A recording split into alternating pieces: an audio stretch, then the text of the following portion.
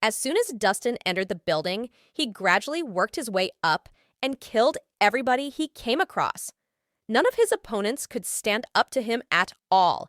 Each felled in mere seconds. "You want to take revenge on me, but you don't know who I am?" Dustin began to close in on Trevor. The look in his eyes was exceptionally cold. Damn it! Don't come near me, or I'll kill you! Trevor suddenly took out a gun from his drawer. However, Dustin immediately rushed forward and grabbed the muzzle before Trevor could lift his hand. Then he grabbed the gun. A metallic groan rang out. Trevor was shocked to realize that the muzzle of his gun had been twisted by Dustin. The gun was made of iron. How could he manipulate the gun like it was mud? Mr. Rhys, it's a misunderstanding. I swear I won't bother you anymore if you love now. Trevor started breaking out in a cold sweat. He decided to give in. Dustin's power was beyond the level of ordinary people. It was no wonder a big shot like Hunter would be so respectful toward Dustin. "You won't bother me, but I want to bother you." Dustin suddenly grabbed Trevor's shoulder and pulled him violently. With a crack, Trevor's arm was broken. "Arr!"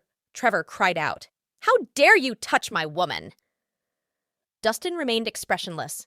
He struck again and broke Trevor's other arm. Trevor couldn't help sweating. His face turned pale while the other people in the room shivered in fear. None of them dared to go near Dustin. Fuck! Do you know who my supporter is? It's Edwin Hummer, the leader of Swinton's Mighty Three. If you kill me today, Sir Hummer will tear you into pieces. In the face of death, Trevor threatened Dustin fiercely. He tried to scare Dustin away by invoking his patron. "Are these your last words?" Amused, Dustin frowned and threw him to the ground. "If you have nothing else to say, you can die now." "No, don't kill me. Please don't kill me. I have power, influence, and money. No matter what you want, I can give it to you as long as you don't kill me." Trevor spat blood and collapsed to the ground, pleading ferociously. He was terrified. Power and influence? Now that you say that, it reminds me of something. Dustin scanned his surroundings and looked at a corner. A man in a bright outfit was standing there. "You must be his henchman, seeing that you are by his side." Afraid, the man nodded his head without answering. "Good! Kill him, and all his assets will belong to you." With that, Dustin kicked the knife next to his feet toward the man. The man looked at the knife. After hesitating for a moment, his eyes became fierce. "No." Before Trevor could say anything more, the man had already picked up the knife and stabbed his chest violently. Blood instantly gushed out of Trevor's body. Trevor's eyes widened, and he collapsed to the ground. Even after he died, he had no idea who he had offended. Sir, I've killed him."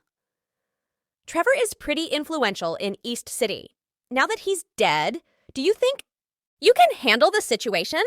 Dustin asked calmly. Since the man had chosen his path, Dustin wanted to train him. "Don't worry, sir. I'm sure I can handle it," the man said confidently. "Oh, you sound confident." Dustin frowned. Slightly surprised, he said, "Let me ask you, what position do you hold in the Dre group?" The man didn't answer immediately. Instead, he pointed at Trevor, who was lying in at pool of blood. "He's my father.